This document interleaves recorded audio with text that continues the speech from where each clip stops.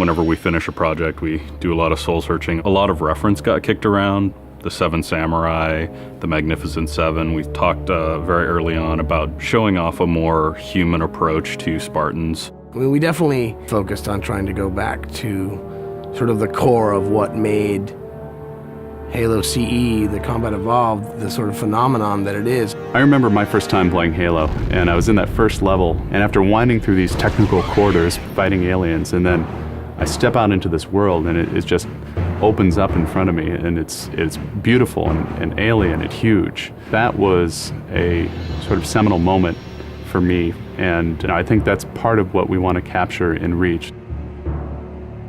Something that was core to the game at the beginning was that sense of wonder and exploration.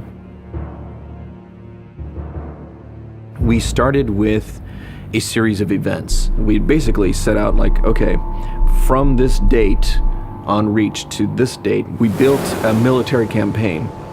We all had a desire to really flesh out the backstory of what happened prior to Master Chief and Cortana even entering the picture. We knew there were other Spartans, and it just seemed like such a rich area to tell a character-driven story with new characters.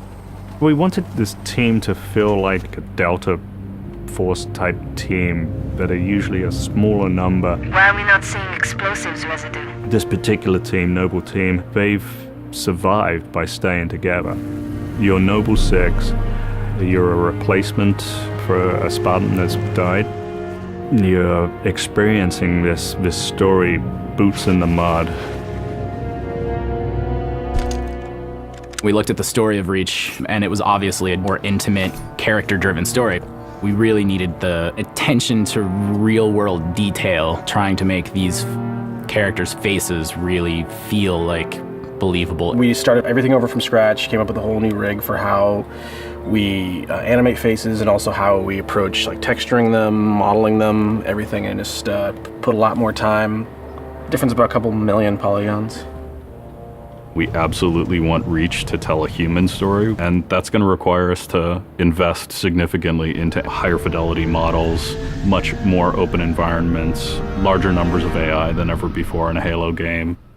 To pull off the vision for what we had for this game, we ended up gutting almost every part of the engine, retooling things to make it run faster, to make it run better, it looked better. We had to throw out all of our technical systems. We had to then throw out the content that went with it because that content didn't represent the new bar we were going for.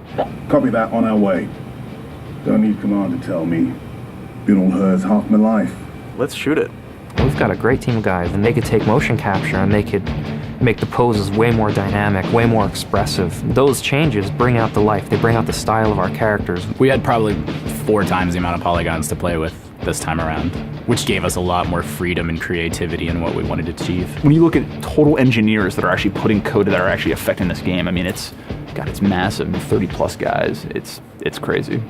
When you shoot a rock face, you'll see sparks, rock chips, dust. In Halo 3, we had a maximum of 100 colliding particles. In Halo Reach, we have thousands. We've got much more customizable Spartans than we've ever had in the past. The number of polygons we can draw at one time has skyrocketed. It's changed the way we build things up close as well as out far. This is where Noble Team arrives, and then you're going to work your way down, all the way down these terraces. Big open environments, epic skyboxes. These are things that are quintessential to Halo. Like, we're building a planet that exists 500 years from now. We want to build spaces that you want to explore. We want to put twice as many characters, vehicles, and weapons into that environment. That's going to require massive improvements to the way we handle our artificial intelligence in the game. We now can put so many AI in an encounter that you can put 4 Spartans, the player, 8 Marines against 30-ish Covenant, and that's an actual serious challenge. Bringing the elites back was something that was really a true joy for us because they're such an awesome character to fight. What if the Spartans and the soldiers don't actually understand what the aliens are saying? What's that going to feel like? What if we can get back to having the aliens feel really alien and threatening? these people and this planet and this story deserve something new and different. Just a different underlying sense of tragedy, heroism. We're rebuilding everything from the ground up. You have to walk this very fine balance. We want to add new things, but we don't want to rough up anybody's baby. I mean, that's the whole thing about the crazy sausage that is Bungie's Halo Reach ODST universe, is that we've sort of developed this gameplay that every person sort of has the different things about it that they like, and I still think that we still struggle to figure out exactly what, like what can we add or remove without pissing off certain people in the population. We looked at the Halo 3 assault rifle, and it really does feel kind of dated. It fit the tech then, but now we have all of these new polygons to play with. We went to a lot of trouble to sort of ground the weapons and the vehicles more in this sort of more real, more gritty world.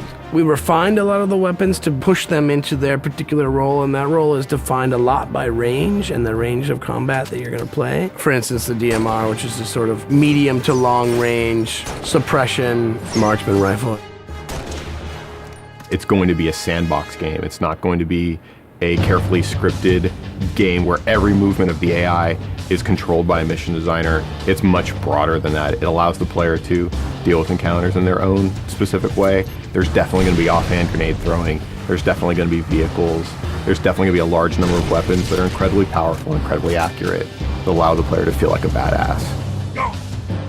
Now, if you melee him in the back of the head, like you really mean it, you're holding down on the button, and you will launch into this more elaborate animation sequence. It's going to be a very different campaign experience for people overall. We're doing stuff in the campaign that people absolutely won't expect from a Halo game. Bigger battles, brand new cast of characters. An incredibly ambitious game. Every neuron in my head is firing with just reach, reach, reach. We knew from the beginning what the end was going to be. This is the definitive Halo made by the people who created Halo.